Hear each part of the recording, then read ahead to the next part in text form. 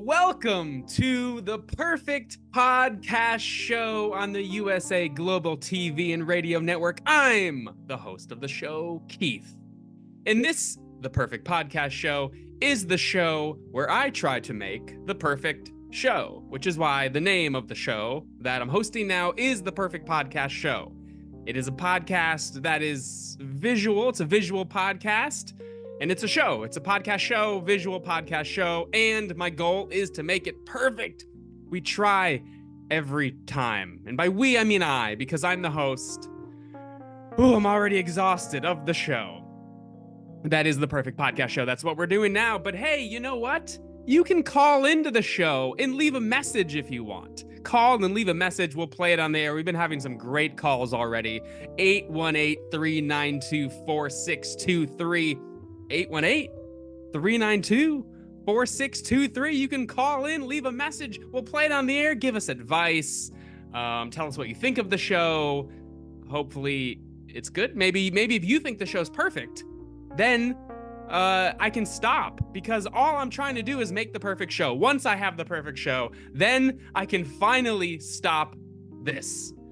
My goal is just to have a perfect show. Once I reach the goal, we're done. So I'm just trying to make the perfect show, which is this, the perfect podcast show that I'm trying to make. Great. Well, thanks for tuning in.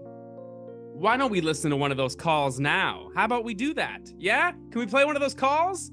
Great. I'm shouting to my intern, who will hopefully pull up one of those calls now. There we go. Hi there. Thanks for calling the perfect podcast show. Leave your message and we'll play it on the air. How was that? Does that work? Oh, hey there, it's Adam Sandler. Yeah, the perfect podcast show. It's funny, man. Really funny. I mean, is it perfect? Not really. If you're going to call yourself the perfect podcast, then maybe don't have so many things going wrong. It's up to you, whatever. Anyway, I'm going to play basketball and make a bunch more movies. Bye-bye. Wow. Well, thanks for calling in. Thanks for that message. This is the perfect podcast show. I wish, if you call in, hopefully you say a compliment if you can, because once I reach a perfect show, then I can be done, released from my torture here, my purgatory of podcast purgatory. Maybe that's the new name of the show, podcast purgatory, or purgatory podcast, because I'm just trying to do the perfect show, and then I can stop.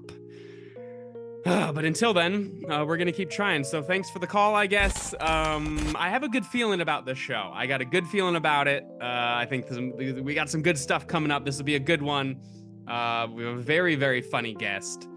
But before we get to the guest, we got to pay the bills, as they say, because podcasts aren't free. This studio, these signs, each of these signs were $20,000. I've been told that I was ripped off because they shouldn't be that much, but too late, already paid, couldn't cancel the order. So, we got to pay them off. And to do that, we have advertisements. So let's put on one of those ads now. Yeah, great. So let's put on one of those ads and help pay for these signs.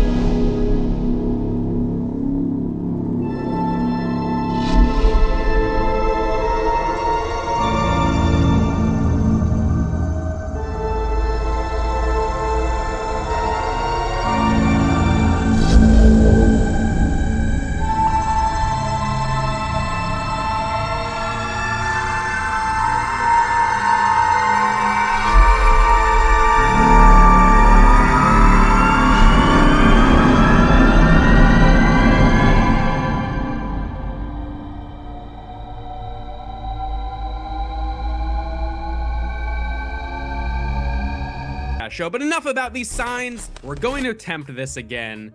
We tried this in some earlier episodes, and there was some scheduling issues, and there were some technical issues. But right now, we have a very special guest to the Perfect Podcast Show. Please welcome the CEO of Disney, Bob Iger. Welcome. Welcome to the show, Bob. You're here? Hello, Bob? Bob? Hello, Mr. Iger. Iger, hello? Hello? This happened before. Are you here? This is the time we talked about for you to come on the show. Are you there? Hello? Mr. Iger. Bob. Bobby, are you there? Hello? Okay, well, we'll have to try that again another time, I guess. Anyway, it's time to get to our guest. My guest today is a very funny person who I met many years ago, and we have a great chat coming up. I'm ready for it. I'm ready for this chat. Very funny stand-up comedian. Maybe you've seen her around town or on videos or other podcasts or TV, or if you haven't, well, please welcome the very funny Kym Kral. Hey, you're here. I'm here. Hi. I'm so happy to have you on the show. I know. Me too. It's been like a year in the making, right? Right. Didn't we message the like show or you being on the me show? coming on here? No way. You said something that I quote all the time on that trip. The trip to Disneyland. The trip, the great adventure. Yeah, me and you and Mickey Mouse. We got to the portion of the day where we had spent because so much of the time at Disneyland is being in lines and like talking, right? Yeah. So we got to the portion of the day where we were like, not trauma bonding, but it was to the point where we were like talking about like some deep stuff, right? And you just interrupt someone and go, "Oh my God, we're all so fucked up. Humans are so fucked up. We're all," and I thought about that every time anything happens. I'm like, all of us are. I'm not alone. It's fine. Because I think about Keith and that day that you just. We all think we are. And especially at Disneyland, it's the best place where you're like, it's magical. But like, yeah, we're all like, oh, I'm going to hide the fact that I have all this stuff going on. But then everybody's doing that. Everybody's hiding the fact that they have a bunch of stuff going on. I know. And that's like my goal as a artist. That it feels weird to call myself an artist because I tell dick jokes. But like, that's my goal as like a performer and an artist, is just to like tell as many people as I can all the weird stuff I think about and do. Because every time I told a story on Crawl Space. This is so weird. A long, long time ago, where I used to go to these slumber parties where the popular girls would have them. And I was always like best friends with one popular girl, but then none of the other ones really liked me. Oh. And they would have like spin the bottle. Like we would fool around. We were like 10 and we would like, all girls would like fool around. And the first one I went to, and I'd never told anybody about it because I was like, that is so weird. And I'm so ashamed and so embarrassed. And then I talked about it on Crawl Space, and like 5 women strangers emailed me and was like, oh my God, I had all this shame around this like weird experimentation. And I remember one of the parties I went to, my best friend it was her party. This is such a weird. And she was like, all right, ladies, we've all all right, girls, or whatever you call each other when you're a 10-year-old girl, we've paired up. I'm going to turn off the lights and you're going to fool around with your partner for 10 minutes. And then, I mean, they didn't say partner, like it was like very juvenile, but it was definitely like, you're going to touch your partner. And then we're going to switch every 10 minutes. And my best friend, she turned off she came to me and I didn't want to do this at all. And she could tell that I didn't want to. And, good on 10-year-old Holly, because she turned on the lights and was like, hey, FYI, some people aren't going to want to do this. So you need to respect their boundaries. So you can just spend that 10 minutes talking. And then luckily there was one other girl who didn't want to do it either. So we just stayed partners the whole time and was just like, what the fuck is happening? And this is all in one room. So you just hear people like, yeah. Yes. Right? Yeah. Wow. Great for 10-year-olds to say that. But it's like, it's so awkward when you're 10, you don't know anything. And where are they learning this? Like, what is anyone do? I mean, side note, great experience to be like, get past the awkwardness of like, what is kissing? But like, what a great, girls kissed. that's great. You just get it out of the way instead of like, oh no, I'm 42 and I haven't kissed anyone. What do I do? Oh yeah. Yeah. And little girls kissed when we were little. Like we all like my first kiss was a girl because we wanted to practice. Yeah. And that's how else do you do it? And I'm not saying I'm 42 and I haven't kissed someone. That's not what I feel like that's what you were saying. That's not what I was saying. I'm not 42. But also I haven't kissed someone. Wait, hold on. I've dug myself in a hole. You have And that's not what I'm saying. I mean, I had a boyfriend for a little while and we never kissed because I didn't want to date him. And I was just like, I'm tired. This poor guy. When you were 10 or more recently? When I was like 25. Oh. Yeah. Wow. He didn't like me. See, then there's, he didn't like you. I mean, he really liked me, but he really hated me because I was just like, okay, bye. And I would like high five him. And I was like, I don't want to date you, but I don't know how to say no because I'm 25. Yeah, I guess because I was thinking about like that. You get into like not charity cases, but you're like, well, I don't know. I felt bad. And then you get in things where you feel bad. And like, I feel like it's probably more for women. It's like, you gotta do this thing in society. And like, you can't say no. And like everyone's saying why you should do stuff. And then it's like, well, I don't want to do this, but I guess I should because someone gave me attention, and like then it's just awful. It's also that's a funny thing that you say, like women in society. So I met this guy on Bumble. I since have deleted it, and this guy, but we talked for a little bit on the phone. You're married to him. Woo, it worked out thanks to Bumble. Yay! No, thank God. Thank God. This guy was not the droid I was looking for, but I will find one, maybe. Okay, so wait, go. So we talked a couple of times on the phone, one time for like 5 hours, which before you met? Before we met, which is not the move, by the way. Because like after the phone call, I was like, and it was a good phone call. He was very nice. And like, obviously I didn't even know 5 hours had passed, but I was like, now I have to meet him. And if I don't like him, I have to break up with someone I don't even know. So like, don't do that. But then we were going to meet. He first said, he told me he got a really good bottle of whiskey. He was like, I got this really good bottle of whiskey. And I was like, what kind of whiskey? And he was like, Maker's Mark. And I was like, oh.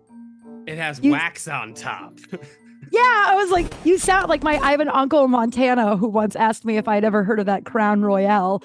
So like that, which God love him, right? But like that's like Maker's Mark is fine, but not something to brag. And so and then he was like, do you want to hang out tomorrow? Which I don't like, dude, you're almost 50. Ask somebody on a date. Just what, like, if you want to pal around. So I was like, yeah, I'm available Tuesday. Where do you want to meet and when? And then he was like, picked a bar. And then he goes, but if you want, instead, we could just take this bottle of Makers and go to a park and get drunk until the cops kick us out. The amount of people that have told me I should just give him a chance, or that I'm alone and I need to just like maybe not be so picky. He was probably just kidding. Maybe I'm being a little too harsh. The amount of people who told me I should just go out with this guy, and I said no. I texted him and I was like, this isn't the connection I'm looking for. I wish you the best. Have a good life. Yeah, that's there's so many things. You're 50, grow up. You're gonna go until you get kicked out of a park. But also, yeah, the should thing is like, how do we erase that? How do we erase I think should? Men need to stop telling women what they should do. No, I think you should give me a better answer than that. No, but like just in general, there's so much should. Yeah, and it's coming. Oh my God, it's coming from people who wish their life was different, right? Yeah. It's people go like, well, I wish I did something different, so you should because I'm not going to. Right? Yes. I think also like the people that were telling me I should go out with this guy, they're in relationships and they don't have relationships that I personally want. You know what I mean? Like I'll like take advice from people who are in a relationship that I am like, oh, that is the partnership I want. But these relationships, I'm like, yeah, I don't want to end up with, like, if I date, I would just have some guy in my house now. Like this guy, like that kind of guy would just be like, I'm moving in. And yeah, I got some Maker's Mark for you. Can you help me take the wax off? We're dating now. Yeah, I think he thought after the 5 hours of conversation that like, well, we're dating. And I'm like, I'm on a level with you now. I mean, he's tall, so it'd have to be 5 other tall guys, but I couldn't pick him out of a lineup. Like, that's how little I was like, yeah, it was just, we didn't, yeah. Because then there's the thing where you don't want to be an asshole and you don't want to be mean. But if you give someone a certain amount of time, and I feel like this, at least on a guy's side, that if a girl gives any attention, like, it's like, hey, can you pass me the ketchup? Like, oh, she likes me. And we just assume that. But then now you're in a place where it's like, well, now it's up to you to like break up with me. And like, I just asked you for the ketchup. So it's this weird thing where like you gave someone time. So now you owe them something, which is insane because you're just being nice. You're just being nice. And if you're not nice, if you're like, I'm not talking to you for 5 hours, well, now you're an asshole. So now you're like, a bitch. It's a lose-lose. Yeah.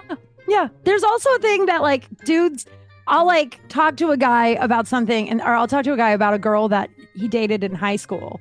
And he's like, yeah, she still wants me. Like guys think that if I wanted you once at a certain point in my life, I will pine over you for the rest of time. And I've been guilty of that, I think. Yeah. And then if they get married, I'm like, whoa, oh wow, they've settled, but they're just still waiting. They must be pining over me still, though, right? Why? That's insane that we think that. I have a friend that has liked like a handful of girls, and they've had like him and the girls have all had like some flirtation, but I don't think he's really dated any of them, but he's had like some kind of flirtation. And when all of them get married, he is like, every single one of them, he said, her husband looks exactly like me. Oh, yeah. And like, really? And then he'll show me a photo, and I'm like, well, you're both dudes. See, and there it is. White. That's it. White dudes. That's they look she's nothing. in love with me, clearly, but she couldn't have me, so she went to the second best option. So she searched the globe for my doppelganger, not my another white guy. Yeah, which is literally like, and every time he shows me, he's like, right, doesn't this guy look exactly like me? And I don't. Wow. To be honest, I could tell him no, I could tell the truth, but I don't have the bandwidth to explain or like get into a bigger conversation. So I just go, oh, crazy every time. Yeah. And there's just another example that we're all fucked up. We're all so fucked up. You're right. That he's like, yeah, and then goes to sleep at night like, they all love me. But then it sounds like he's just really sad. Yeah. Well, he finally found a woman that he's marrying, I think. And I haven't talked to him in a really long time. So does she look like the other girls that were in love with him? Oh my God, I've never no. They kind of look alike, the two of them, actually. Oh, so he's just in love with himself. Maybe this whole time he's just like but they could, couples that could be brother and sister. And I've been guilty of that. Like I've had boyfriends that is like, we could be brother and sister. I've done that. And then I'm like, oh, it's weird. But also I think most people do that. And I think that's another thing of like, you should, which I think it's like definitely for certain cultures, like Asian culture. It's like, oh, or Jewish culture. Oh, do this. You gotta date someone in your same thing, which then is weird because it's like not that far removed from being related. Yeah. And also, we're so fucked up. We're all so fucked up. And I think about that all the time. Date someone who like looks like they could be related to you.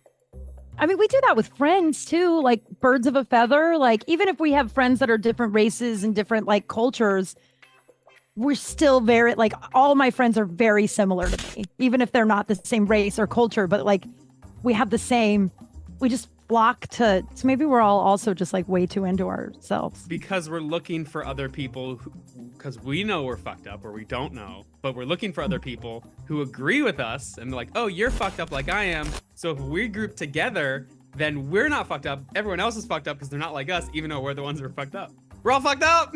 We're all so fucked up. That's what this whole thing should be about. But that's what I want to do with my like art, I guess, is like my goal is just to like share as much as I can just to make, because I think there's like an isolation in everyone being fucked up because people compare their backstage to other people's front stage, and so I try to expose as much as my backstage as I can so I can be this like. This isn't talking about taking off clothing, right? This is revealing. No. Okay. It's I mean, I've thought about doing an OnlyFans. Reveal your backstage. I know. The more I talked, I was like, it sounds like I'm talking about mooning people, but I mean, like your insides to your outsides, you know? Yeah, like because there's a thing with the more. I mean, I think every week I get more and more upset at social media because then like it's just people copying what people are doing and then redoing it, which is not real at all. So then it's like, oh well, that's how people are, and then that's how I'll do it. So I'll be like them too, but it's not revealing anything.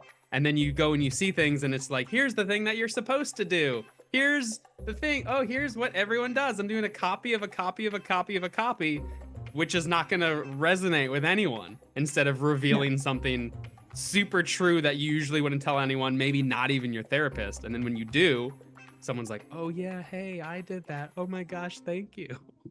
Right? I think that that's the goal. Like, I think that's the way we, I don't know, solve world hunger. I don't know. Because then it's just, we're just trying to bring more people. I mean, this might do it, but if you do that, then the people who are also fucked up will see you and go, oh, and then they'll connect. And then that builds the group of more fucked up people. And then eventually the goal would be everybody realizing we're all in the big fucked up group instead of having our small fucked up groups. We're all one big fucked up group.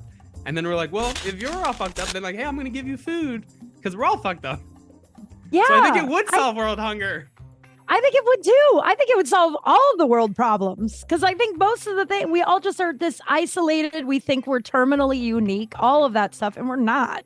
Humans are fucked up creatures. Yeah. And nothing we do, no amount of science, technology, anything, therapy, by design, we're flawed, you know? And I think once we just like embrace that shit, we'll all be a little bit kinder. I love that I learned that therapists are fucked up. Because you think that they know, but they're like, oh no, I see a therapist, or like that they're not perfect. Oh, they're more fucked up than we are. Yeah. And have to carry that around all the time. Oh my gosh. Yeah. But, are you in therapy? Yeah. I had two for a while. I was doing two back to back. They didn't know about it. I had was going to one on Monday and another one on Wednesday, and then would like, oh yeah, well last time we were talking about, oh that wasn't here, and it was like got awkward. It was like I had like an affair. Why didn't you tell the other one about the other one? Because it was like, oh, if I tell them I'm going to that one, then they're gonna be like, why are you going to them and not me? And become super judgmental. And then that's my biggest fear, is like of going to therapy. It's like, you're judging me, and like they're like, I'm literally not. That's my job, is not to judge you. But like, they're gonna judge me. So then I had to break up with one, and then saw this other one for a long time, and then finally broke up with him when I was like, oh, he's checked out for the last few months. He is not. He's just clocking in. And then quickly found another one, which was great. So that's my therapy journey. You didn't ask, but there it is. I love that you had so I have a coach. I know that's really LA, but it's kind of the most transformative thing I've ever been a part of. Well, my therapist I had for a long time was part therapist, part career coach, part spiritual advisor, and he lived in the Hollywood Hills. That is the most LA thing.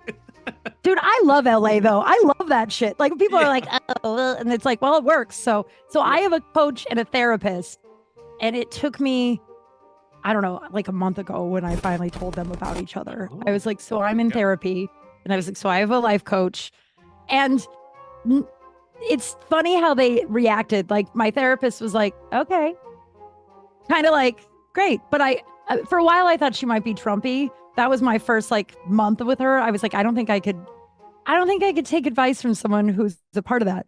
But then I started taking cues. I talked about a trans friend, and she gendered them correctly. Okay, yeah, that's good. Like, see the reaction when you say certain things. And I forgot. I wasn't even thinking when I was talking about a trans friend, but like, and my therapist gendered them correctly. And then I was watching her one day, and she had a water, like a good water bottle with like bumper stickers on it. And I was like, no fucking Trump guy is caring about, no Republican cares about the environment. So I was like, okay. They would have a big water bottle covered in MAGA stickers. Oh yeah. There would be more signs. And I wonder that, like, are there MAGA therapists? Like, oh my gosh. I don't know. Like, but so she seemed kind of okay about the life coach, but I feel weird talking about anything I've learned from the life coach. But the life coach is like, great, I'm an advocate for therapy. She's like, some therapists are not good. So I really hope you found a good one because it is like an 80-20 situation. 20% are awesome, 80 are not. And yeah. So I finally told like them. If you don't know therapy and that's another thing of like, I mean, it's more in LA and I think other places where it's like okay to do therapy. But if it's like weird, like a stigma that it's weird to do therapy because that means you're so crazy. But hey, we're all fucked up. We're all fucked up. But yeah, like my first therapist, I was like, I don't know. I guess this is right. And she would literally just go, but yeah, you don't know if it's good. There's no way to tell. And you can't. You can't like, and I also think that too. You can't have, this is so judgy, but an overly religious therapist or overly like, because I'm not factual, but almost factual, that demographic of people are not open-minded, it is like, this is the story I was told at childhood, and this is the story that I white knuckle through my life, no matter how much other evidence has showed me that. And like those two groups of people, MAGA and religious, it's like, I don't know how you can be an objective therapist when someone is, Yeah, if you believe anything that much, and that's not what you're there for. So if someone's like, the answer to everything is drinking Coca-Cola, welcome to therapy, every issue is going to be like, well, when's the last time you had a Coke? Like they're going to constantly have that in the background of like, well, that's the answer, but like that's not what you're there for. So yeah, it can't be objective. Yeah. Wow. Oh my gosh. Wait. Okay. Thanks for being on the show. Oh, yay. Okay, good. Okay. Yeah. So thanks for being on the show. Yay. Thanks. Wait, are we really done?